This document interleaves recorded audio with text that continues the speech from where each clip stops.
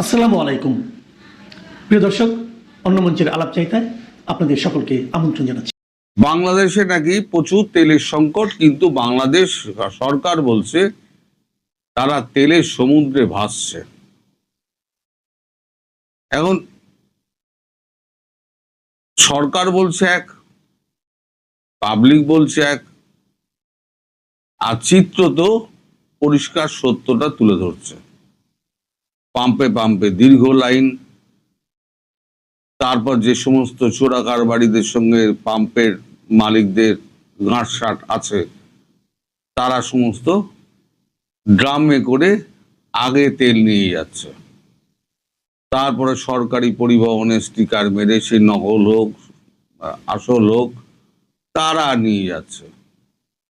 মুশকিলে পড়েছে যারা, আমি ভিডিওগুলো দেখছিলাম, তাতে সাধারণ মানুষ এবং বাস, ট্রাক। এরা সরকার এটা বুঝতে পারছে না যে গণপরিবহন এবং ট্রাক, মালবাহী ট্রাক এবং সাধারণ মানুষ, এরা হচ্ছে, তারপরে ধরুন মাঠে ট্রাক্টর যেটা চলে, এরাই হচ্ছে কিন্তু মানে সমাজের মূল ভিত্তি। আজকে তো 2 মাস হয়ে গেল সরকারের। এই 2 মাসে এমন একটা জিনিস তারেক রহমান সরকার উল্লেখ করুন যে তারা ঠিকঠাক করেছেন। এসেই একটা কথা বলেছেন, আই হ্যাভ এ প্ল্যান। আজ পর্যন্ত সেই প্ল্যানের আর দ্বিতীয় কথা বেরোয়নি। আসলে কোনো প্ল্যানই ছিল না। একটা কথা উনি বিদেশ থেকে শিখে এসেছিলেন, এসে সেটা উনি সরাসরি আউড়ে দিয়েছেন। আসলে এই সময়টা মোকাবিলা করার জন্য যে প্রতিভার দরকার, সেই প্রতিভা বাংলাদেশের সরকারে এখন যারা বসে আছে তাদের কারণ নেই। আর তার আগে যে ছিলেন আমাদের ডক্টর মোহাম্মদ ইউনূস, তার ব্যাপারে এবার একটু বলি। তিনি ওই শেখ হাসিনার রেখে যাওয়া চাল কিন্তু শেষ দিন পর্যন্ত স্টক থেকে বার করে উনি বিলিয়েছেন, আপনারা সাক্ষী আছেন। এবং যেটা জানেন না সেটা আপনাদের আজকে আমি জানাই, যে শেখ হাসিনার আমলে শেখ হাসিনা 3 লক্ষ ব্যারেল সব সময় মজুদ রাখতেন।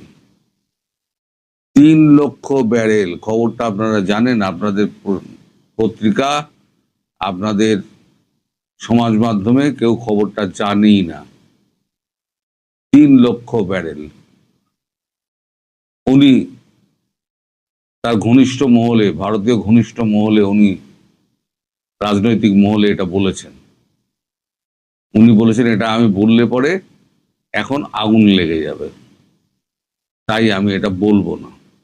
কিন্তু আমি 3 লক্ষ ব্যারেল আমি মজুত করে এসেছিলাম। অর্থাৎ 2 4 যেটা হচ্ছে, না ইউনূস সরকার তেল আমদানি করেছে, না চাল আমদানি করেছে, শুধু কিছু কিছু কিছু কিছু মালপত্র আমদানি করেছে, যেগুলো ওই সমতা বজায় রাখার জন্য। উনি কি করেছেন, উনি এগুলো না করে উনি রিজার্ভ বাড়াবার উনি একটা চেষ্টা করে গেছেন। আমি যখন যাব তখন দেখেই যাব আমার এত রিজার্ভ বেড়ে আছে। কিন্তু ভাড়ার যে ক্রমশ শূন্য হচ্ছে সেইটা কিন্তু উনি খেয়াল করেননি, বা খেয়াল করলেও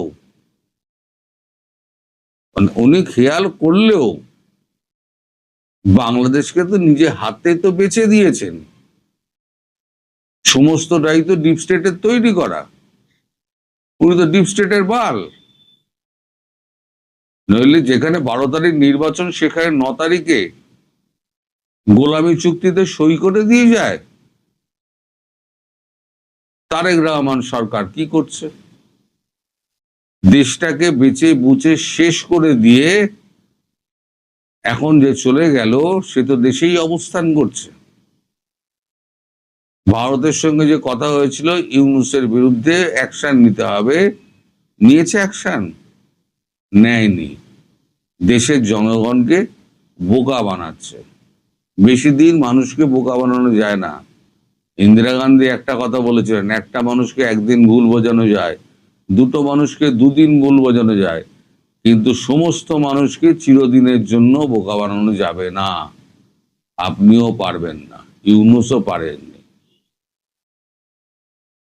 আসলে আপনার দেশে তেল নেই, আপনার রিজার্ভে তেল নেই, সেটা ইউনূস যে বিক্রি মানে বেচে দিয়েছে না আপনারই করে, সেটা বলতে আপনার কষ্ট হচ্ছে।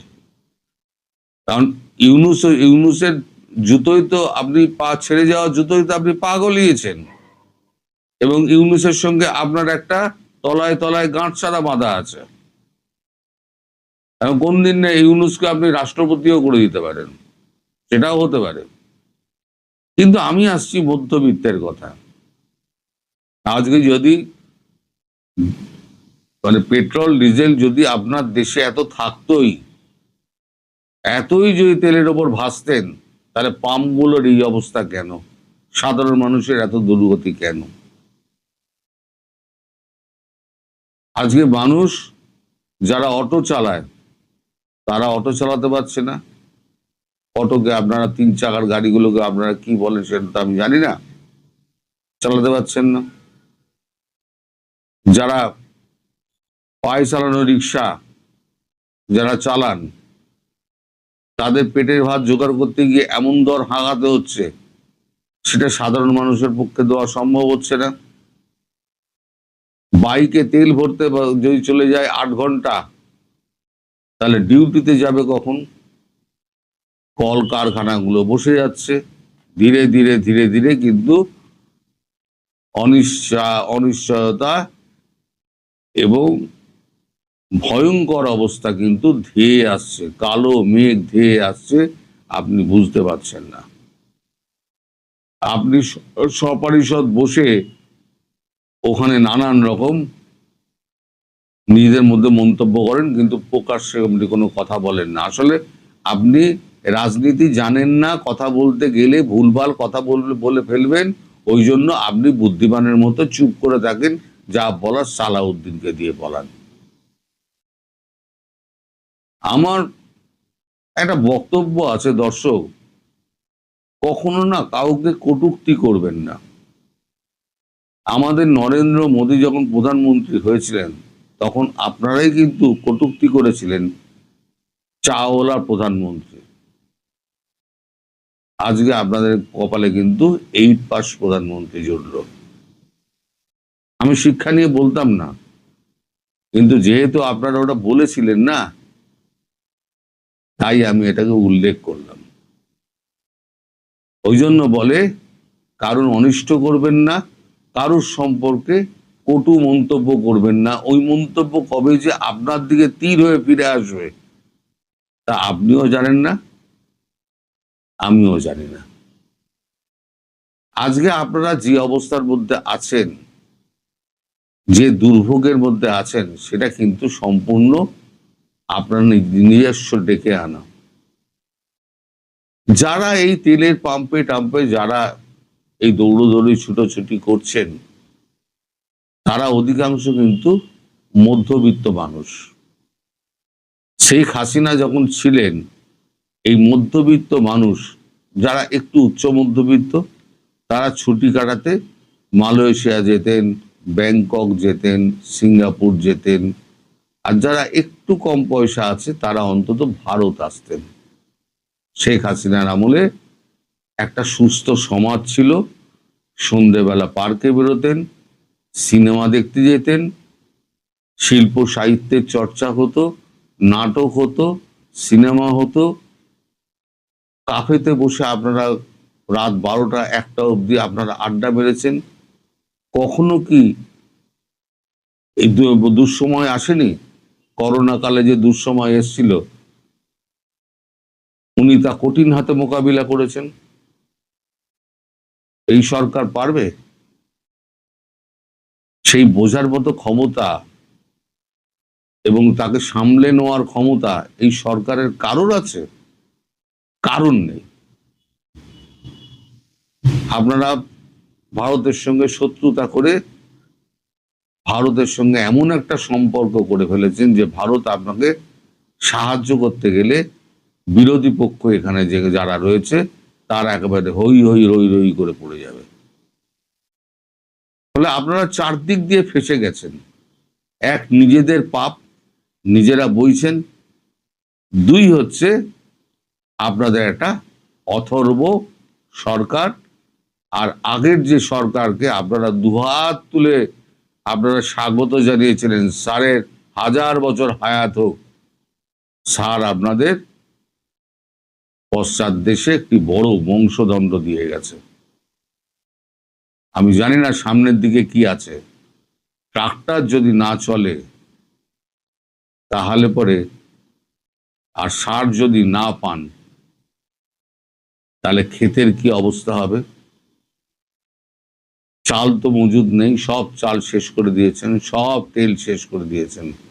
এবার আপনাদের তেল নিংড়োচ্ছে কে? এই সরকার। আজকে যারা শেখ হাসিনার বিরুদ্ধে রাস্তায় নেমেছিলেন তাদের ম্যাক্সিমাম হচ্ছে ওই মধ্যবিত্ত আর নিম্ন মধ্যবিত্ত। তারা সংস্কার চেয়েছিলেন, দ্বিতীয় স্বাধীনতা, মুক্তি চেয়েছিলেন। এমন মুক্তি আপনাদের ঘটেছে না, এই মুক্তি আর জীবনে আপনারা চাইবেন না। এখন সব সময় ভারতের দিকে চোখ দিয়ে থাকেন, ভারত কেন করলো না।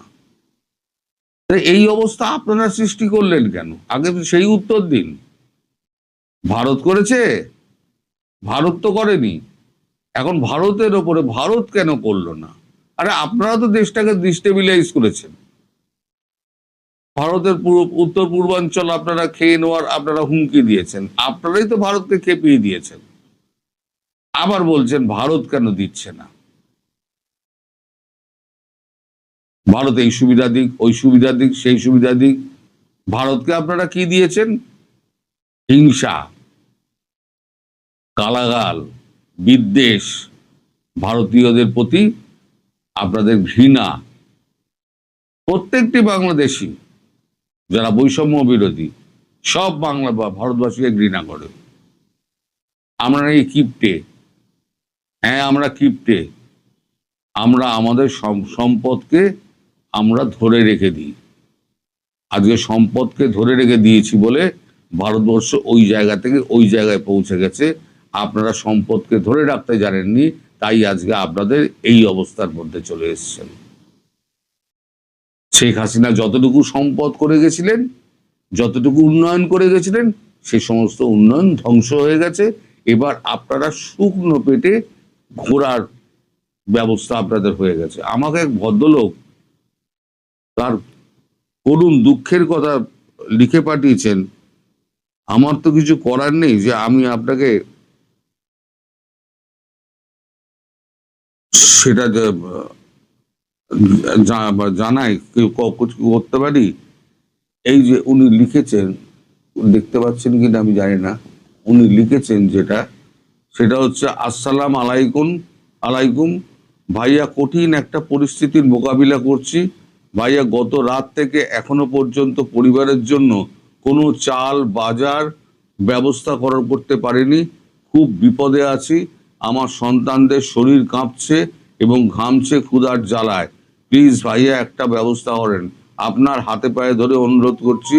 আমার বিকাশ নম্বর 017188600145, 017188600145। এই তলায় উনি ফোন নাম্বার লিখে দিয়েছেন এইখানে। কিন্তু আমি যে এখান থেকে পাঠাবো, তাকে সাহায্য করব, আমি তাকে লিখলাম there is no way to transfer any a type of amount from India through bKash because it is not registered in our country. I can only pray for you, sorry my dear. এছাড়া আমার কোনো উত্তর দেওয়ার ছিল না। তাতে উনি আমায় লিখেছেন আমার অ্যাকাউন্ট নাম্বার দিয়ে, অগ্রণী ব্যাংকের, Khan Jahan Ali road branch, Khulna zone, swift code এত, রুটিন নাম্বার এত, দাদা ওপরের ব্যাংক অ্যাকাউন্টে একটু দেন। দুটো মেধাবী সন্তানদের পড়াশোনার পাশাপাশি বৃদ্ধ বাবা মা এবং পরিবার নিয়ে কঠিন পরিস্থিতির মধ্যে দিনগুলো অতিবাহিত করছি।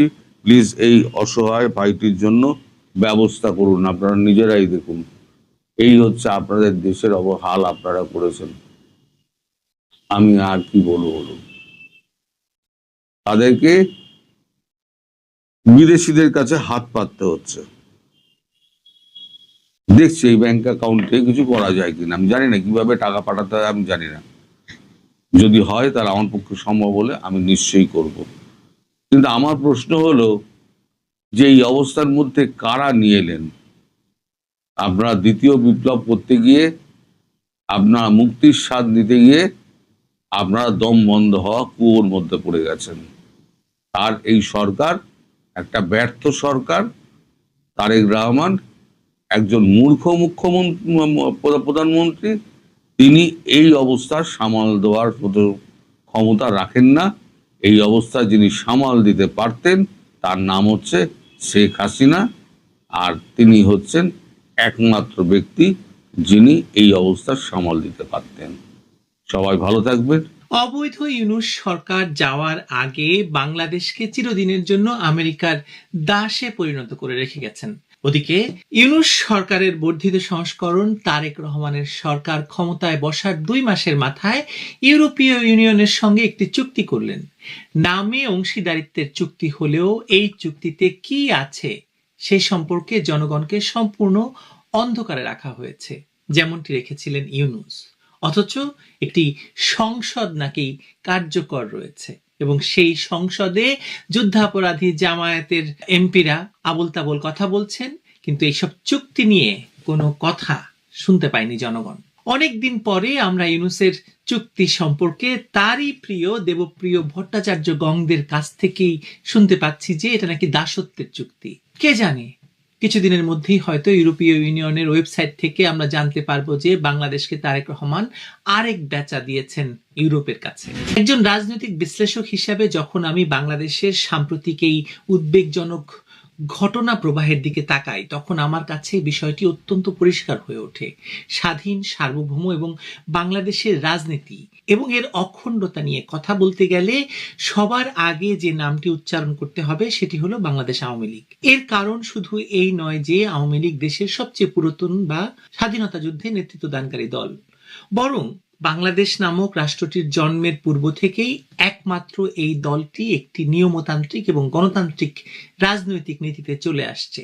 জাতির পিতা স্বাধীন বাংলাদেশের স্থপতি বঙ্গবন্ধু শেখ মুজিবুর রহমানের নেতৃত্বে যে দলটি আমাদের একটি স্বাধীন ভূখণ্ড এবং 1972 সালের সংবিধানের 4 জাতীয় মূলনীতি উপহার দিয়েছিল, সেই দলটিকে রাজনীতি থেকে দূরে সরিয়ে রাখার গভীর ষড়যন্ত্রের পরিণতি হলো আজকের এই অন্ধকার চুক্তিগুলো।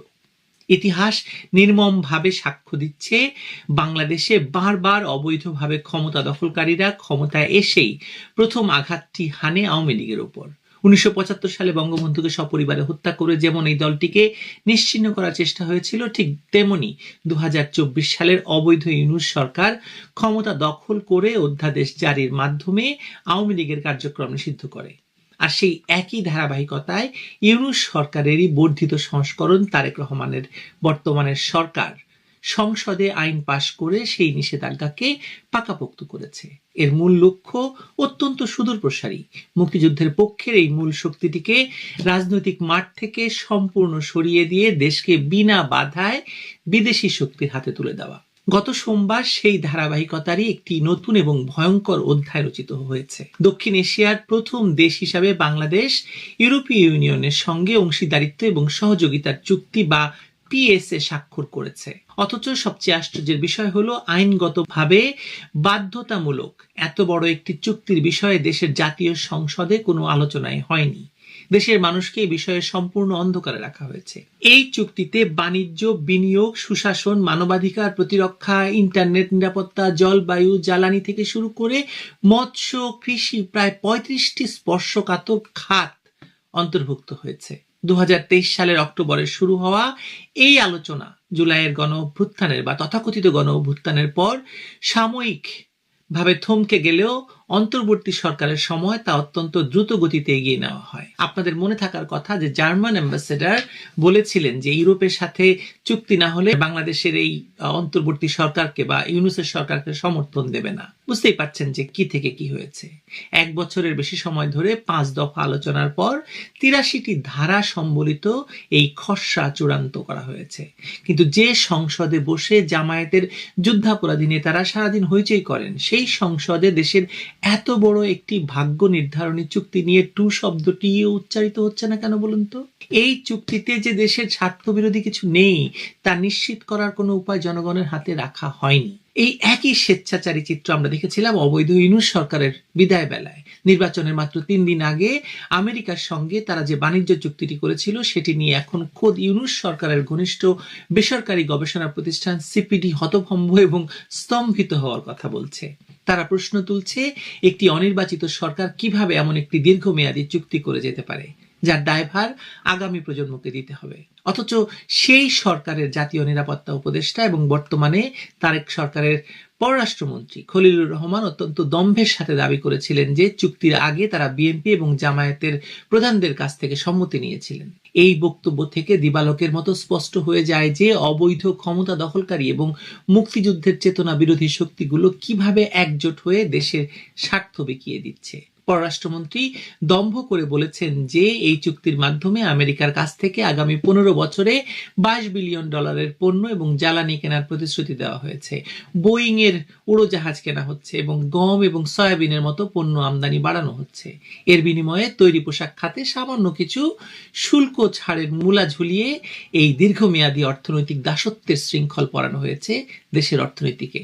তিনি ভিয়েতনাম বা কম্বোডিয়ার সঙ্গে তুলনা করে এই চুক্তির পক্ষে সাফাই গাইলেও এই সত্যটি আড়াল করতে চাইছেন যে একটি বৈধ এবং শক্তিশালী নির্বাচিত সরকার ছাড়া কোনো দেশ কখনো সমান্তরাল শর্তে বিদেশিদের সঙ্গে দর কষাকষি করতে পারে না। এখানে মূল সংকটটি শুধু বাণিজ্য বা অর্থনীতির নয়, বরং রাষ্ট্রের অস্তিত্ব এবং সার্বভৌমত্বের।